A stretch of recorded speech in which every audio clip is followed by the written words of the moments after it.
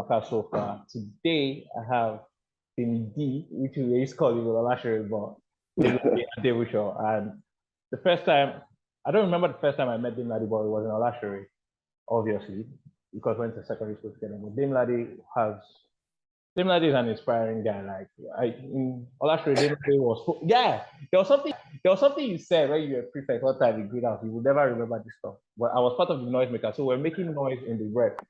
And I don't know, shitty day. I don't know who you're having you're having a shitty day. But me and Demilade are in the same class. I'm making noise, and people were making noise. And I think he gave a speech that evening, and he was like, "I gave a speech, not a speech, but you had a talk. You're like, guys, we can't control people if you don't control something like that, something as simple as that." And I was like, I like this guy. Like, they're like a cool guy, but I won't forget it. You might forget it because I was making. But I don't remember any of that. Nah. So, but it's just somebody that like, and obviously from night you working in real estate, and then you just seeing your movies. You're somebody that I F with, and I like your story. Thanks, man. Do you know the one actual like special place that you have in my life? Do you know what it is? Can you guess? When I came for your stuff? Nah, the actual thing, and this is so random. You're the only human being I've ever fought with. Oh yeah, I had that in the back of my head. So guys, ever, and it was a draw. It was a draw. It was something. I don't even remember what it was. Stupid. Because we were friends. Yeah, I don't know. After we were fine, like there was nothing like. Yeah. Guy, I had this story in my head, and anyways, let me tell you how this fight ended. This fight literally ended with both of us. It was like holding each other's shirt, and I was tiptoeing because Demilade is taller than I am. Demilade, how tall are you, Abeg? 6'3". Me, I'm on 5'11". That's sweet height. About to enter 6, but 5'11". I was there. My eyes were watering, but I was like, Demilade, I go blow. We were both like, yo. I was like, I feel like at the back of our heads, we're like, do you really want to fight? Why are you fighting? Is it that, do you actually want to do it? Like, do you actually want to fight? But that's the closest to an actual fight. Yeah, but I don't remember. I don't actually remember what happened. And it was... it was probably like just general actually frustration. Secondary school. If one more person should try me, I'll take it out of this person. Yeah, it was like, let me just catch. It was that. I don't even... Bro, I'm happy you remember because I had it at the back of my mind. I was like, guys, you almost racked. That was nice. Here's my first question. So, Demilade, I'll say you, for lack of a better word, in Olashere or in school, you were responsible. You're a head boy, you're a prefect. And this is something like, at a young age, maybe we don't say, but now being older, when you came into Olashere, did you want to be a prefect? Was this something that you said, yo, I want to be a prefect, and how has it impacted you? I know it's gone, it's like SS3 or we're young, but what was the journey of like, I want to be head boy, I want to be a prefect, and how has that impacted you going forward? I'm going to try and make it not a long story because I tend to talk too much, but I didn't think of anything like that. I think like coming into Olashere, I kind of already knew like, I left primary school. I went to St. Saviour's every time. I left primary school in like primary 5. I was Mr. St. Saviour's. I was always in and around top of my class, but I was also like kind of good at sports. I was also like kind of decent. Like, so I actually just came to school being like, yeah. I mean, like, I never thought of it, but like from very early, it was almost like, okay, you'll be dome captain. Yeah. Okay, when it's clubs, you'll be like. So it was almost like, to be honest, not to even sound conceited, it was almost like expected that I'll be a prefect. Yeah, you're responsible. It was. I remember there was a time where there was some politicking going on about who should be like house captain, who should be head boy, and it was like people would come to me and be like, if they don't make you, it's cheating. That's kind of. Yeah, but I don't remember this. I don't remember exactly that happened. Man, Mr. Washer was always on some politics shit. Mr. Washer, I don't like the guy. Yeah, like for that guy. I think they said who graduated secondary school. If that was a thing, that time I was like passing. I'm sure you'll have said it because I wasn't serious. But there was a time. I don't know. It was you. there was a time before you were voted a prefect, there was something that happened that you were not voted. Was it you? It There was were a lot of weird things. yeah, I So remember it was you. so I guess let me so all my life, like I've been like super responsible. But I think in SS2, I actually like I guess like technically like I started getting depressed. I started having like actual existential crisis. And I kind of felt like there was a part of me I was never expressing because everybody expected the man to be this responsible guy. And the person I took it out on was the vice principal because I just think she just had no, like, she was just not someone I Debate, yeah, respected. yeah, debate, yeah. And so there was a time where I just became prefect that she was taking assembly and Shemilori, who was playing the piano, was like playing all these like, like was kind of like teasing, like, Yeah. and everybody was laughing, but obviously I was on stage and I'm laughing. Timmy is beside me, calm, chill. Yeah. Me, I'm laughing. So teachers go and report that. How can your head boy? So she called me and she was like, da da da da da. I'm going to like, what do you even call that stuff? Demote you or whatever. She called me to her thing. And I gave it back to her. I was like, yeah, literally a standing principle. And if you are demoting me for opening my eyes during prayer, you have to demote everybody that snitched because then to their eyes are open. She's like, who do you think you are? So that was the kind of, yeah, there were all these kind because I think I had like a sharp mouth as well. I was kind of rude. I think I just didn't respect. Like I was like, you have to show me why I should respect you. I don't respect you because you're a teacher or because you're. I don't care. That's Like, mad though, because I always saw you as like when they say responsible, and maybe we were part of people that put pressure on you because me, I was like, Demilade, oh, responsible. Like when we do bad things, like, and this is secondary school, this is boarding house, guys, so not judgment. Like, yeah, causing a commotion or let's use the word, maybe stealing from school or stealing like snacks. Like Demilade will not be seen around there. Like no, I wasn't doing. I wasn't Demilade doing was that. not part of that. Demilade was high esteem. I'm not. But not even from a. To be honest, it wasn't even from a like. It wasn't conscious. Like, oh, I don't do. It was just like, honestly, I wasn't interested. If it was something like, oh, let's go and like sometimes I'll give them midnight runs because there's a day I'm actually trying to look. Do you get? But it was like I genuinely was like, I think what was lucky was people saw me as responsible. So like people would steal and come and give me because like people just wanted to be on my side. So it's like I don't need to rush this donut. The donut will still come to me. Fair enough. Somehow. Fair enough. You know. Fair enough. Yeah. And okay, so you're going through this depression. This you said the stuff hit you in SS2, if I'm correct. Yeah. But people like me, I won't notice. I didn't notice. And how do it? And then now there's so much awareness about like depression and yeah. But then I don't think there was that much awareness about SS2. Nah. I don't remember what year this was. This was 2000. Yeah. 2007. Yeah, 2006. Yeah. So, how did you cope with it?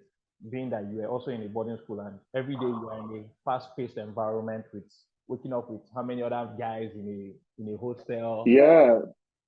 To be honest, like I think I had a few. Like I think that time I got really close to Uche, and that was like one of the people I would just really talk to. Obviously, like I had like Frederick Ortega, Obina, but I just remember like getting really close to Uche and just talking to him really. But it showed up in other ways. I think the worst way it showed up was like I had a girlfriend at the time and I'll just be cold, like that kind of like somebody's trying to it's like waiting for you after class and I just walk up. It's like, yeah, I'm not trying to do this, see you. But I didn't really know what it was. I just knew that I felt like I was in the wrong body. And I felt like very, very isolated. Very recently, I don't know if you talk about psychedelics in a podcast, but very recently, like a month ago, because this has been something that started then and to be honest has stayed with me till now. But a month ago, I took mushrooms and you can edit this out. Guy. Guess my player it's fine. I'll tell you something about God, Sha. Yeah, I took mushrooms. I had done it a few times, and this time I actually remember the trigger. I'll tell you after this because I don't want to call it, but like there was actually something that happened in SS1 or 2.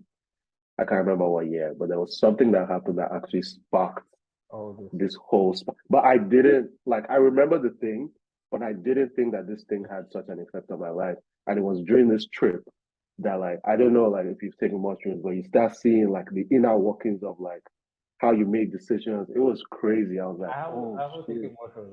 The day I chowed weed, it was like yeah, it was a it trip. was like it was like yo, I get it now. Like I can understand why people may chow it. So I've chowed it maybe 3 times, but it was like it's like I was out of my body, watching my body make decisions. Like I was super sharp for like a couple of hours, but after when it starts, when you start dipping, I started. I was like, but even it was like I could hear everything. My brain was like. I've had that. I've had that kind of weed high as well, where I was like hearing intentions. Like I was like saying something funny. To me, it was funny. And somebody was laughing at me, and somebody was laughing with me, and I could hear. I was like, this bastard is actually laughing at me right now. But this guy is my guy. This guy is laughing at me. I was, bruh, it was crazy, but I feel like all psychoactive plans, like as long as you use them responsibly, are like crazy. You enter parts in your mind that you can't normally. I understand. Access. Like I was having a conversation with my mom about it, and we were talking about it. And when I told her, because my mom is holier than thou, I said, "But I understand. Like I don't. It's not something I do. Like I'll say I do every day, but when it happened to me, I was like, okay, I see how maybe someone can get hooked on it and be like, I need to do it every day because my brain was actually working, and it's mad. It's mad. Like your brain works, and so this is SS2, and how have you coped with it so far? Like now that there's so much awareness about this. So like I think it got really bad in A levels, and I was just I don't know, like it kind of changed, to be honest, my whole personality. It kind of changed who I am. And I think part of it was that I always had like a very rebellious / creative side that I thought because people have put me in this box of responsible, I couldn't really express. So in A levels, that was about to happen again. They're like, you should become. I was like, yo, like, why do people keep? I've come to this school. I've not done anything that's making you think I'm responsible. Why are you? So I rejected all the like, oh, you should be head of the boarding house. I was run for head, but I was like, nah, that's not me. So I completely rebelled against that, and it got really bad. There were times that it got like really, really dark. Like I was very like suicidal kind of thing. But honestly, I don't even know. Like I just kept going, and then another tipping point was at the end of A levels. I had really good results. Like I could have gone anywhere. I mean, I could have gone to any school based on my results. But because of how, so I did 2 A levels in 1 year, which is like not normal. So like when you do, I dropped 2 subjects after the first year of A levels, and I picked up a brand new subject in the second year. So I had to do 2 years in 1 year and do all the exams. Okay. So I did AS and A2 in 1 year. And my teacher was like, there's no way you're going to get an A in this. So they predicted me these. So because of that, I couldn't go to the schools I wanted to go. So when I got to uni, I was already even more. I feel like those 3 years of uni kind of changed my life even more because I was like, why am I in this school? I should be in like LSE or Oxford or whatever. What did you study in uni? Economics. And I just didn't want to be in Birmingham. If I'm being real, I thought I was too good for Birmingham. I was like, why am I here? Basically. So I didn't apply myself, and I almost failed. Like I was like, oh, uni is not like A levels. You have to take this stuff seriously. So yeah, that was another like defining more. And I don't know if I was coping. I was smoking a lot. Like I was smoking a lot. That was how I coped. I was just like blazing. Morning to night. That was it. That was it. Yeah, it's only like I feel like it's only in the last 3, 4 years that I've really like taken it seriously and being like, okay, let me actually figure out what's actually going on, like what's the root of this. And like, yeah. And based on the conversation we had after, you found what the root cause was. Yeah, I found the root cause, but I think even before that, I started finding like some things, like like I think the thing that happened with like not going to the school I wanted, and not just that, like two of my best friends at the time, Obina and Toby. So Toby was like my best friend from A levels, and he went to Harvard. We had a business together. He was in Harvard. Obina, my guy, was in MIT. And I really felt like I was like, I can't be in this school. Like I have the grades, like I can do this. Yeah. So there was low key like some form of like not like jealousy, like they don't deserve it, but like I should be here too. Yeah. Because that makes it like so. There were a lot of things going on there. I can't even lie. There were a lot of things. I'm happy you say this because I was trying to put it in words to ask the question. So I know the first time in a long while when I saw you, it was like I hadn't seen you for a while. Like I saw you, let's say Olashiri. I don't know that we saw in Jan maybe once or twice, maybe when we felt yeah. And I remember in Lagos when like we used to work very close to each other.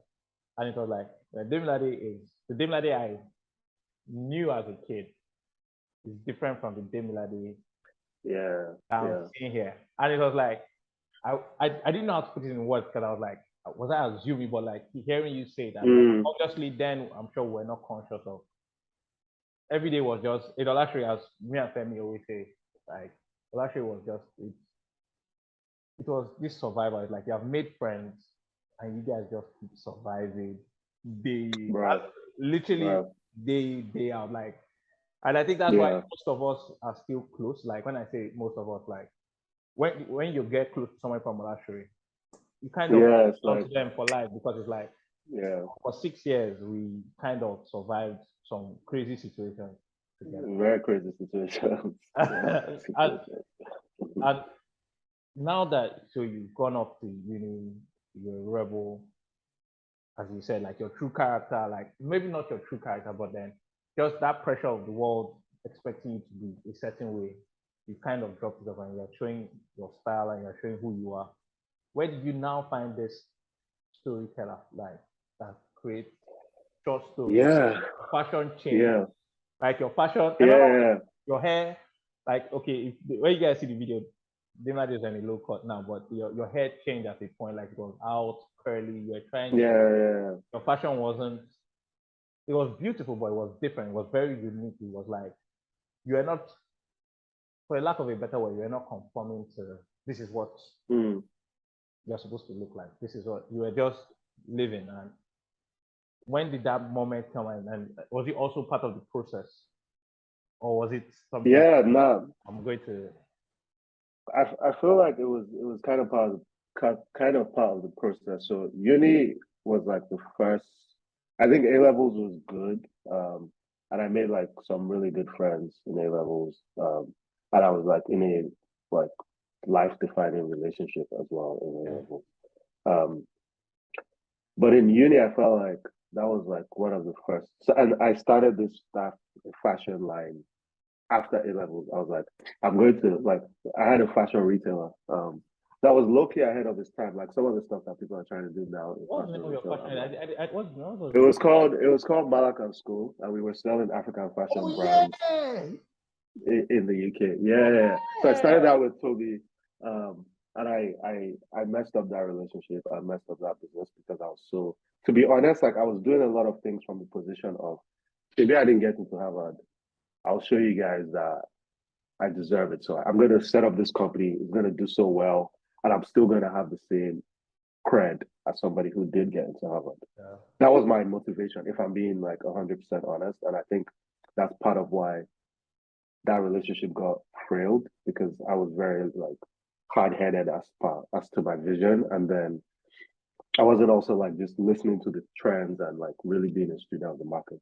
But I started that, and I started like I wanted to like express myself more. So two things that happened in uni was I reconnected with a childhood friend, Falarin, and Falarin was basically the part of me that I had just never expressed, basically. So like we instantly just became. I was literally just like any opportunity to hang out with this guy, I'm going to because he's been expressing this naturally daily. Like it's not even a thing. So I'm like, I need to soak in as much of this as possible. We're talking about flow now.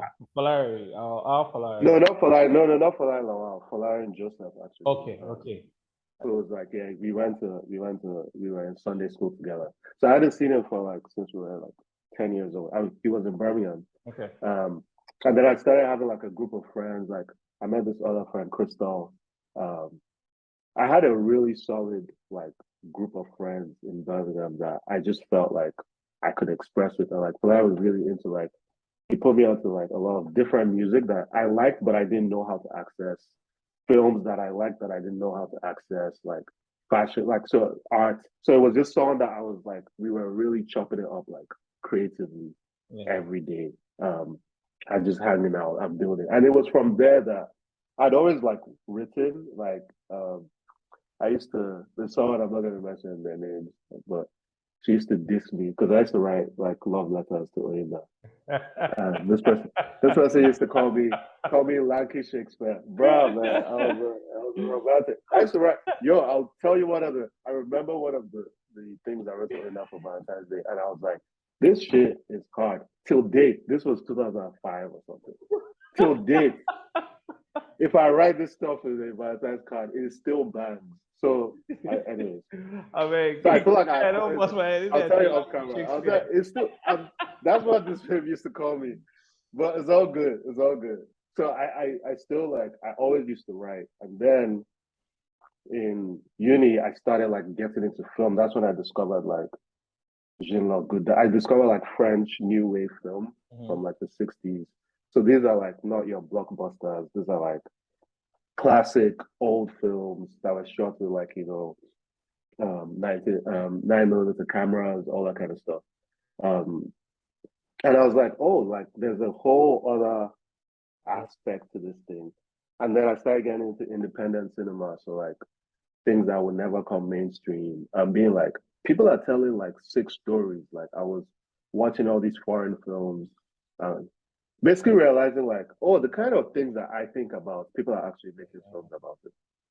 So I started having this idea that I want to make films, like I want to be a filmmaker at some point. I don't know how it's going to happen, but I want to be a filmmaker. But I'm running this business that's going to make me a billionaire anyway. So I'll just be a filmmaker on the side. And then I made some mistakes. Like I didn't do any internships. So everybody who did like economics and stuff would go and work in an investment bank. I was like, nah, I'm going to be a billionaire. I don't need this shit. So I was doing people's tests. I was helping people get internships. I was prepping people for their interviews, and they were getting the job. So I feel like I could have done it, but I low-key just felt like I was better than it. Like, why am I working for Goldman Sachs? Like, I'm going to be a billionaire in 3 years' time. I swear, that's what I thought. But obviously, that didn't work out. Amen. It is on the cards. That didn't work out. Like the business didn't work out. So I was kind of like after uni, I ran the business. I got a what do you call that thing? A visa to actually run the business. Okay. And then after uni, did that for a year, and then I was like, man, it's not really working out. So I had to just like sell the things, the inventory that we have left.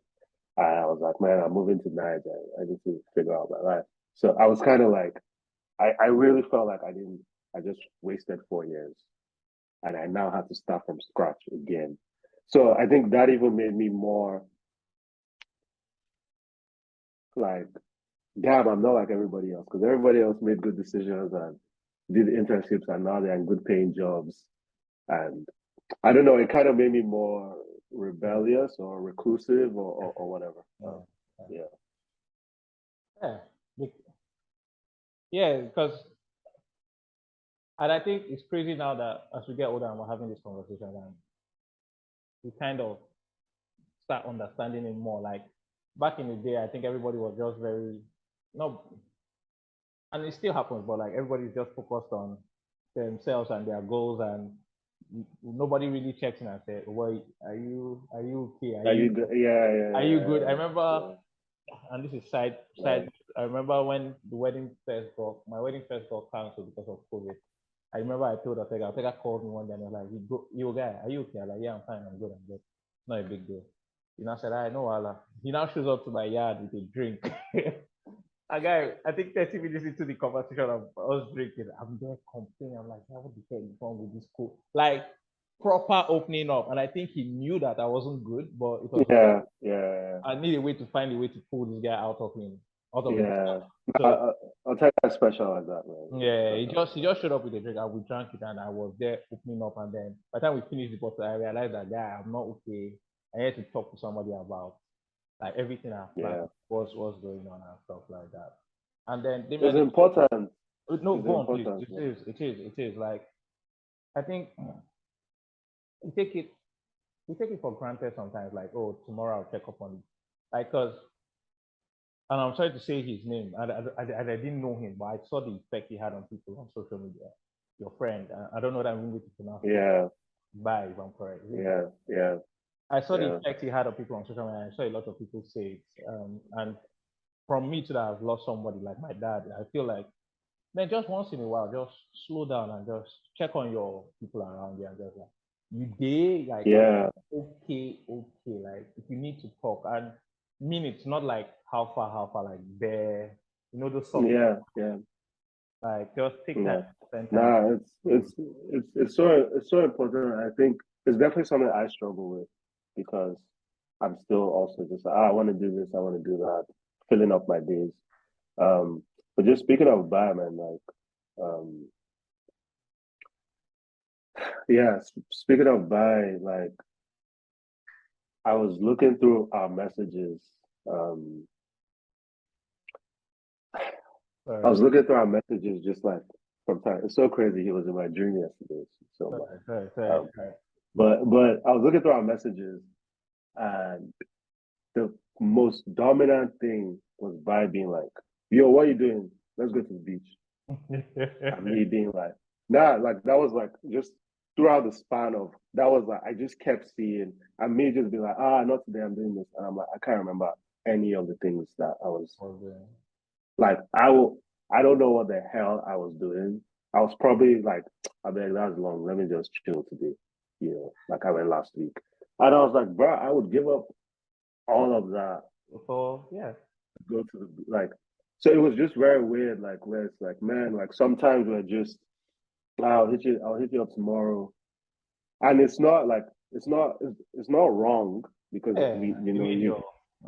but it's just thinking that like, man, like that tomorrow, you don't know. So if you actually plan on hitting that person up, please do it right now. Like even like the last thing is like we had a 5-minute convo a couple like a week before. And we're like, we need to catch up properly because a lot of stuff is happening in our lives that we were kind of like, so Falai and Joseph was really close to both of us. And I feel me and Bai started off as like, he used to call me his arch nemesis because we were very similar. Like we were very similar. We had the same taste. We had the same taste in women.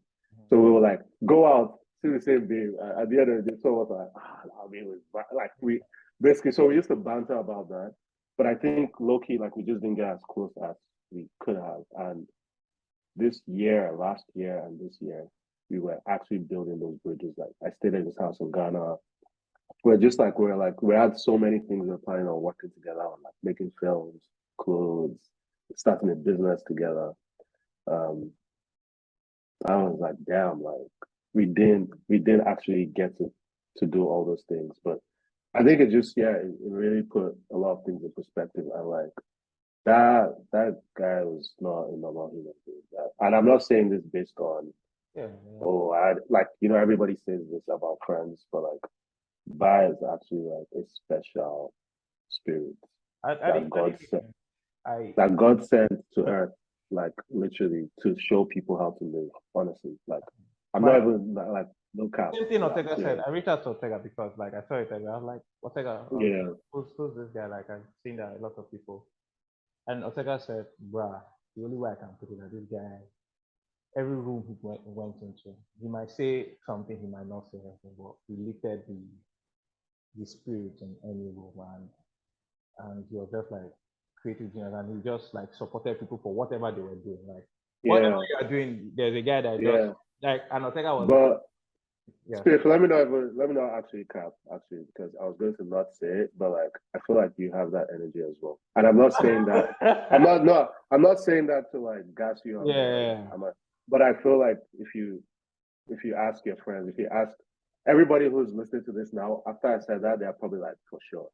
Because no, seriously, I'm honored because Ortega said that thing. He said the same thing. He was like, he said the same thing, and I felt blessed, but I also like I promise you, like what I saw about by like what I saw people say about somebody that I have not met, like bro, I went looking for it to read it because they were like, this guy is an inspiration, like for the life he lives. And you guys might not have worked together to Demilade, but at least I hope that spark that he helped to. 100%, man. 100%. Glad still here. Sure. My brother. That was like I just finished uni. This was the extra year I was spending in Birmingham. And I wrote it because I was like, and to be honest, most of the things I write is like I'm trying to explain myself.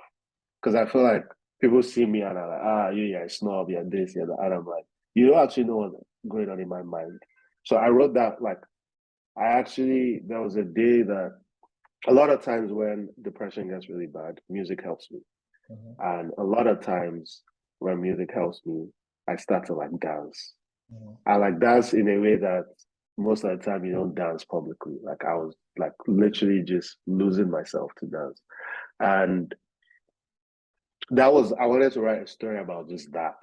About one, sometimes people think they write depression on someone's head. But like they're doing everyday things. Maybe they're just not up for meeting up, or they're just not up for. And you just realize this friend, every time we're hanging out, they're not hanging out with us. Some might think this person is a snob, or this person is too good for it. But you might not know that, like, as in, they actually just can't bring themselves to even have the effort of driving to where you are. It might not even be about the social anxiety, which is another thing. It might just be like the thought that I'm going to actually get up from this bed and move is just already too difficult. And like you'll find that those people are unreliable sometimes. Like I used to be I'll say, oh yeah, I'll meet you. And then last minute I'm like, no, I'm sorry, I can't do this. And I think I lost a lot of friends and people started making all sorts of impressions about me based on those kind of things. But I wanted to tell a story of depression without me being like, hey, I'm depressed. Like, like, oh, this is depression and it's so bad. It's like, no, this person is trying to go about their daily life and they're doing mundane things and they're just trying to like spark life. It's like trying to light a match. They're just trying to like wake up, basically. To the point that she even, does that bathroom scene where it's like, I just need to feel something, good or bad. I don't even care. I just need to feel something. That's really where it came from. And that's what I took like from it. And I don't know how many people you knew in that room, but for me it was like, okay. But then the person that created this person, I kind of have seen this person before. You get like, how does so for me it was more okay. It went from the film to the person, like. Yeah. No, I was the car. I was Kelechi. I was like, I wrote it for myself. I remember I left it, and originally I wrote it for myself. I was like, and I didn't know how to put it in words. I don't know what I spoke to Ortega. I think I told Ortega, but I also told Ayo. I went to it. I said it was different, but I said storytelling. I feel like there's more to the story. Yeah, no. And I'm like, how's Demilade? For sure. And that was just it. And I didn't do anything with it. It was just like, yo, how's Demilade? Because I was like, the story is cool, But for somebody to create that story, it has to come from somewhere. You just don't wake up and Yeah. Now I like shout out everybody that actually helped me create it, right? So like shout out to like Dabs, Sheila, the actual Kelechi that we did it in her house, Abba, because I feel like everybody who worked on it kind of like I feel like that like if I did it, it'll probably not have come across as strongly as having Davichi do it and how just very good. like she really embodied those like without I didn't even need to explain anything to her. There was a Right? scene where she was dancing in where was she dancing? Not even in the house, where she went out. Yeah. She was walking. She was walking, and I was like, well, so yeah, man. I think I wanted to understand your thought process, and I had some questions, and I still have more questions, but then these were things that I was like, you were like, I'm saying it as somebody that I really enjoy your waka, like that I enjoy everything you do. Like when we were neighbors in the office in Lagos, I used to come to you guys and just discuss you guys for the sake of it, like Yeah. But it was like even in Olatri, like this guy, as you said, getting good grades, you're sports, like you're doing things and now still doing things, but it was just like, yo man, like how did you like the switch, not the switch up, like So I go I think that was a common I guess the second part of that was like so I read it in 2014 and like maybe the question is what happened between 2014 and 2019? Like why did it take 5 years to go back? And I think in between that was me coming to Nige, starting a juice business. Obina coming back, talking to me about fiber, me being like, this is an amazing idea. And I think I can contribute to this idea. Like I honestly think I can participate and contribute.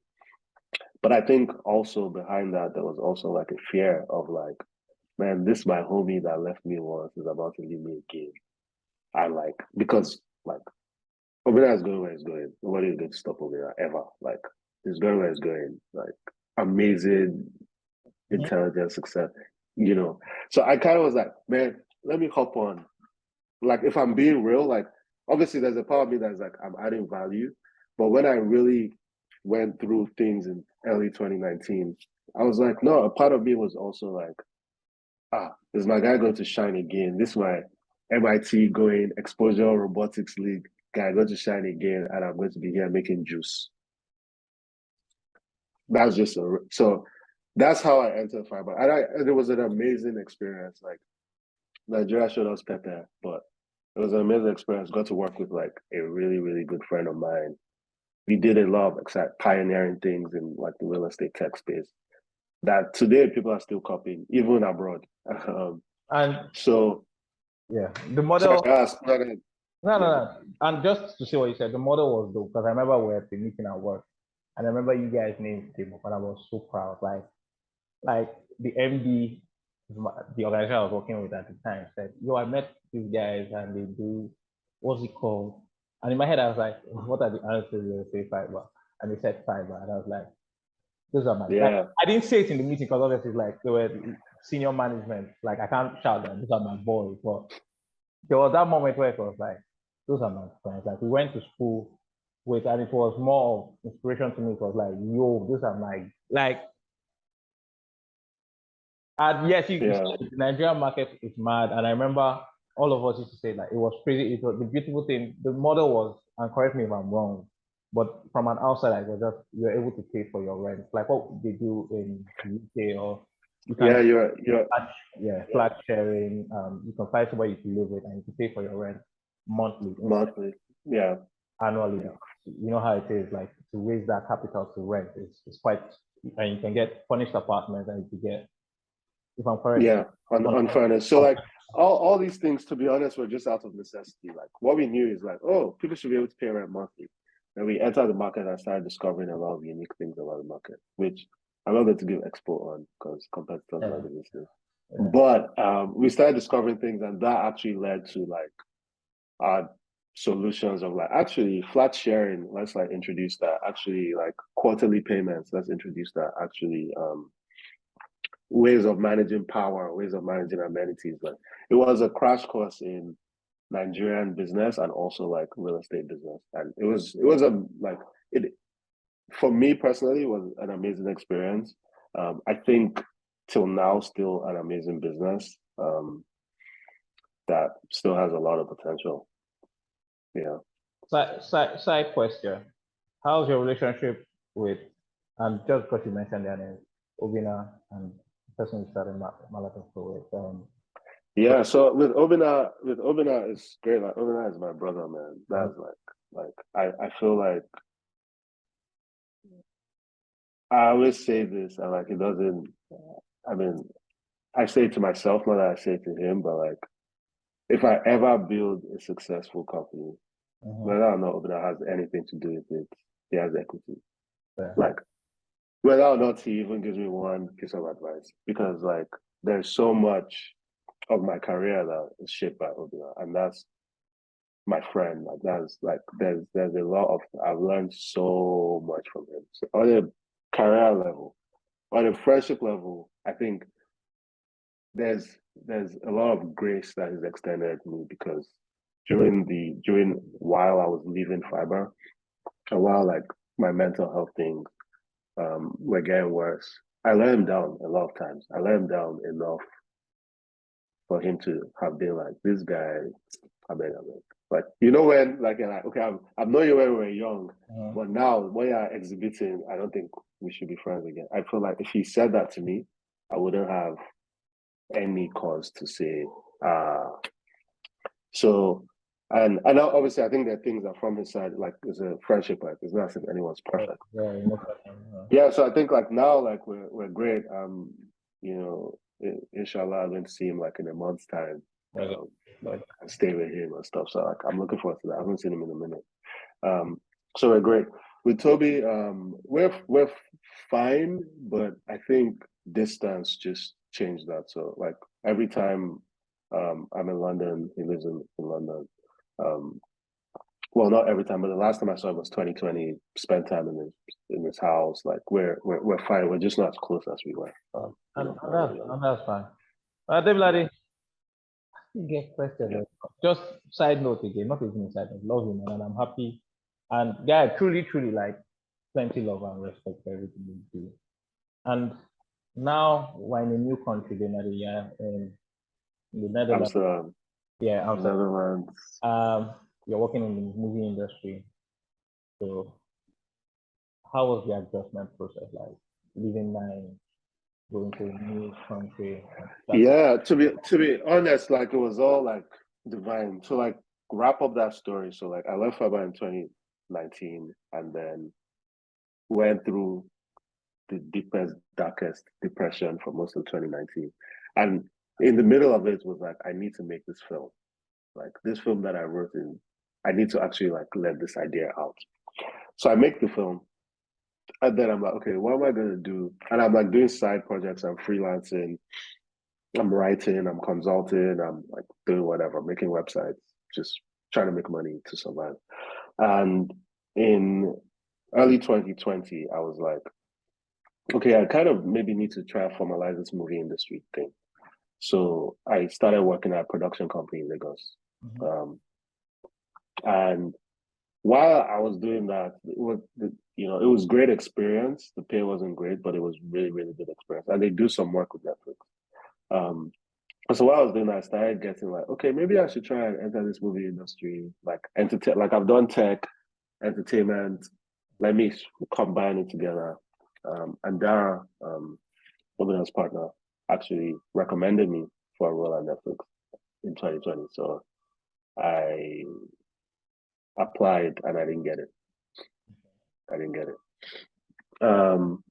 And so I just continued my life, came back to Nigeria, started working for another startup, and then they reached out. That's what happened. They reached out and it just was like, in my opinion, divine. Like it was just like, okay, I guess this is what is supposed to happen. So now that I'm here, even though I can't lie, it hasn't been easy living in Amsterdam. It hasn't been easy leaving Lagos, leaving like friends, loved ones, community in Lagos. It's been, I still have that sense of like, one thing I learned in 2020 was I hadn't been trusting my intuition on a lot of things. I've been going with like my book mind. And now I just kind of feel like I'm in the right place. So even though it might be a little bit uncomfortable, even though it might be hard to like integrate, etc., I still have that feeling of like, okay, for now you're actually in the right place. I think that's kind of what's calming me and keeping me. Yeah. That's good. There's this movie on Netflix called Look Both Ways. Have you seen it? Or have you No, not? I haven't actually. No, So, no. so this movie I should put it is on my list. about a girl that gets pregnant before she graduates uni, and they show her life from two scenarios: the night if she got pregnant, and the night Mm, she didn't get pregnant. And throughout the whole film, they just show you. mm. And Oh, that sounds really cool. I That won't sounds lie like to a you. fun film. I write. Let's say I don't spoil it for you if you do watch it, but at the end of the I'm day, definitely interested. it was that kind of you're at the right place at the right time. Like you are where you are supposed to be. Yeah, Like 5 years down the line, yeah. 10 years down the line, you took a different route, but you ended up where you like. She ended up in the same exact place, but obviously the journey is different. But I watched it on Monday, so that's why it's still fresh in my head. And I was like, obviously moving to a new country as well, you miss night, you miss family, you miss like major moments of people that you said, oh, when they get married, I'm going to be there for you. You're not there. Like the UK is Yeah, your neighbor, you don't really know your neighbor. Like it's like yeah. you have to really plan to see people and all those kind of things and new job settling in. But it's like everything you wanted to do, like look at you saying you applied for the job, you didn't get it, and then they wrote back to you.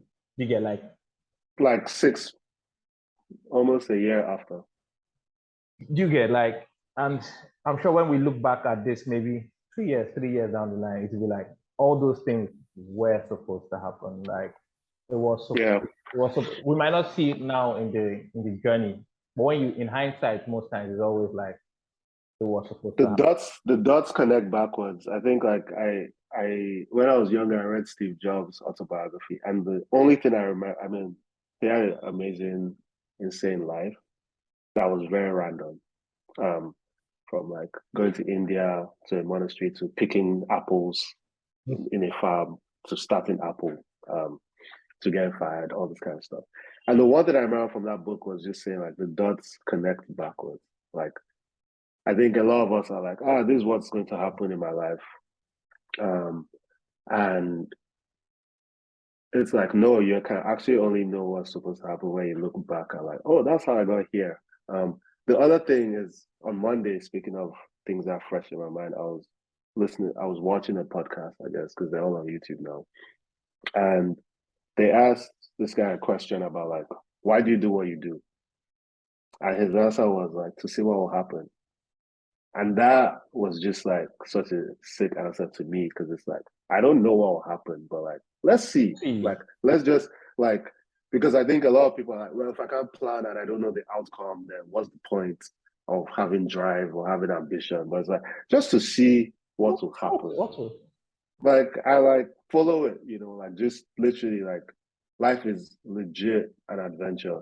Like, it's actually an adventure game that we get to participate in. Yeah, honestly. We actually, and every day you wake up is a brand new life. It's like, new life. Yeah.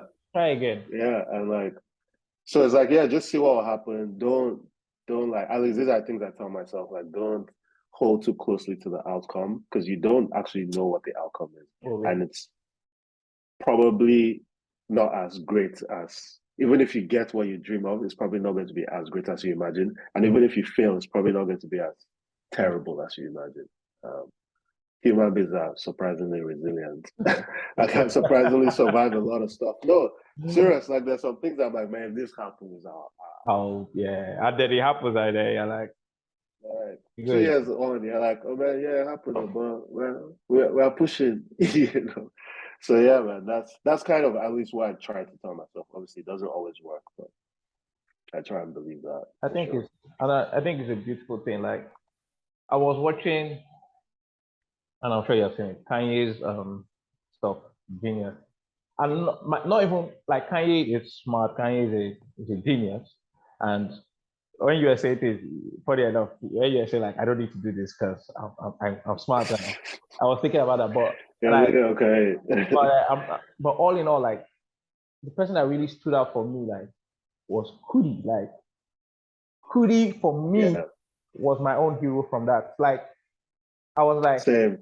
like Kanye, you're great. Like there's no, but Kudi, like bro, you were just doing this, and you were like I was like, yeah, how are you feeding your family? What were you? Like you were just doing it, and it was just like, man, you somebody. I spoke to somebody in the previous, and she's kind of aligned the same thing, and she said, just do it. But and like what you said, just do it because you enjoy doing it. Do it with your all, and do something that you love. Do it and put it out there. And if it like look at all those footage come out to be like this guy must have been doing this thing since this guy has been with Kanye since. And yeah, and like even like those years where it was like, man, Kanye is sonning me. Kanye is not answering me. It's like, this is my guy. Now he has found better, higher class people to work with. And he's still, you know, the part Everybody that said I was a fool for following him, I'm actually a fool. you You know the part know. that blew But my it's like, sorry, Dimla, say what you always say. So I'll forget. Say what you always say. no, I was going to I think like I don't know the part that blew your mind, but the thing that really struck me was like seeing the scenes with his daughter, when That's his what I daughter said. kept Kanye is a genius. That's it. That's what I wanted to say. Sorry. I like that juxtaposition of like Kanye is growing, but this guy is just a dad and that life growing, and just seeing those two things. Yeah, it was. Again though, I think like forget like the story in terms of filmmaking, that is one of the best made documentaries because it's a documentary about the subject, but also the filmmaker as well, which is like and their relationship, right? You can see where it goes apart, where it comes together, where he can only access Kanye through the TV and what he sees on the news, and it's As, fantastic. as sorry for shouting. Like the part that even blew my mind was when they asked his daughter. I was like, she didn't say. You know how children are very honest. You can't. Children don't lie. And she said Kanye is great. Kanye. She said something positive about Kanye. And I'm like, that means Yeah. this guy, and I'm not in their house, obviously, but I was just like, that means this guy must have not said anything. You get like that means That's real. I didn't even think of that. I that didn't think means of that. Yeah. the guy must have still been like that guy is still my guy, and I'll hold what we did together. I'll cherish those moments. And life is life. We went out. Yeah. And when she was still spitting, like, and she was like, I want to be like Kanye. I was like, that means guy, like, could it to me? I was like, you're resilient Yeah. and is amazing, and you creating this stuff and like getting your flowers how many years later, obviously if you didn't get his flowers, but it's like you getting Nah, your but getting your flowers right because another person would have been like, "Fuck this! I'm gonna become another kind of filmmaker. Do my own thing." And like that documentary was big. it was big, Let's just say very big, it was very big. I don't it's very big. It's very inspiring as well. And for me, as again, like we both agreed, is for me, Kudi was the one that made me just I like what this guy did. And Dean, last question. All the questions was second to last. So watching, it's not yet your time to die. You mentioned about going through depression. What would you advise anybody? Because I had a conversation with a friend and it sound, and I was like, the person was like, I'm tired, bro. And this was the first time I had a conversation with somebody and they were telling me like, yo, and I'm like, but we go again tomorrow. And the person tried to explain it to me. I'm like, people, you're an optimist. Like, for me, I just want to, I'm tired. I'm, I'm tired.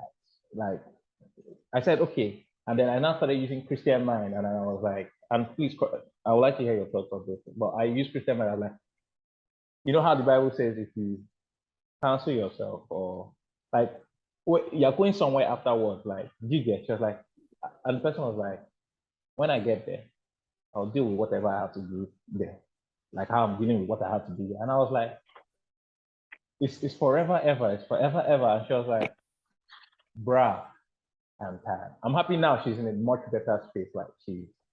But being in that situation, what and I might not be the right person to give that advice because I've not been in that situation. But what would you tell somebody like, yo, what would you advise someone doing in that situation? Yeah, to be honest, it's hard. I don't think there's any one piece of advice. I think like there's so many like so many places you can be on that thing of depression. And I think that there were times where I felt exactly like this person. There are times where like legit I tried.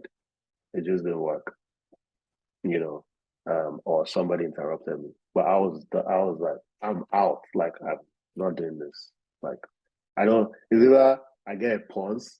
Is it that God is like pause life so that I can take a time out and sub me out, or I'm getting out of the game because I'm not trying to do this thing anymore. Like it's too painful. Um, and I don't know, like I don't know that anyone could tell me anything, but I know that there were people around me. I know that I remember there was a night where like I'd gone out with my girlfriend at the time and like we came back and we were having an argument. I just broke down. I just started crying on the floor. And this babe just held me like a baby. And like that thing plays in my mind because it wasn't words, but it was just knowing that like, oh damn, there's another human being here that cares. And maybe that's okay for tomorrow, or maybe that's okay for 30 minutes, you know. So I don't even know.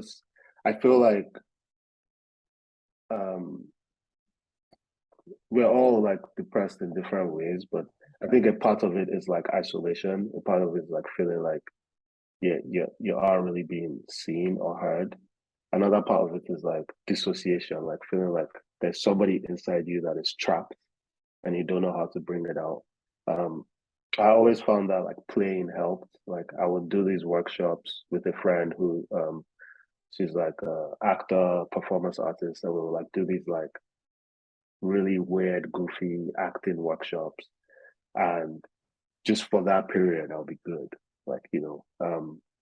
So like playing helps, someone being there helps, someone being on the phone to you helps. Not to give you advice or to tell you to stop being depressed, but to just be there. You know, like people like sending me music, used to just randomly sending me music used to help. Um, but on the flip side, I think I watched this series on Netflix called Flowers, and I watched it like a few friends watched it around the same time. And we were talking about it, and then one of the friends was like, "It was like, yeah, my take of this whole thing is that like, and this is harsh, and it's not like I don't necessarily think this applies to everybody, but it was applying to me at the time, which was like, well, Demilade, if you haven't done it yet, that means there's a part of you that doesn't want to do it, and tap into that part. Like, there's maybe a 99% part of you that wants to do it, but if you're still here right now, there's like maybe that slight 1% part that wanted to do it, that doesn't want to do it. Tap into that part and like water that part and just see if you can even find it, like find out what is the one reason why you're still here. Find that and like keep watering that and like it would, at least in my case, it would start growing and growing and pushing away, you know, like it will start finding its own space, right? And that's why like it is not, that's why that thing is titled that thing is that it's actually not yet my turn to that. Like that's how I felt. I genuinely felt like that day will come, but it's not yet my turn. And that's why, yeah, that's why it's like titled that way. So that's the only thing I could say. Like feed that little part of you that is like keeping you here, you know. But it's tough, and it's a daily. I can't even lie that. Oh, now it's all butterflies and rainbows. It's like it's a daily struggle. It's a daily struggle. So there's still some dark days. I think that's going to be how it is for the rest of my life. Um, yeah. I think like Thank you. And just to add to what you said about watering it, and I feel like, and as you said, everybody has a depressed part, and like sometimes when I notice that I'm getting lost in my, way you get lost in your thoughts, and sometimes sharing it first, like, and like I spoke with Ugo Mbakwe, and we're talking about, Yeah. and he was like, people are going through things like, to you, you might have, let's say I lost my job today, somebody might have lost their parents, someone might have not gotten a visa. Everybody were holding plates, and my plate, somebody's plate may be able to take more, and somebody is tired. Just be kind to each other, and also, like you said, just what are that 1% that is beautiful, and what are that, for real. turn that For real. plant into a garden. Demilade, thank you, man. This is thanks a lot. This is fun, man. I've been like, man, maybe one day.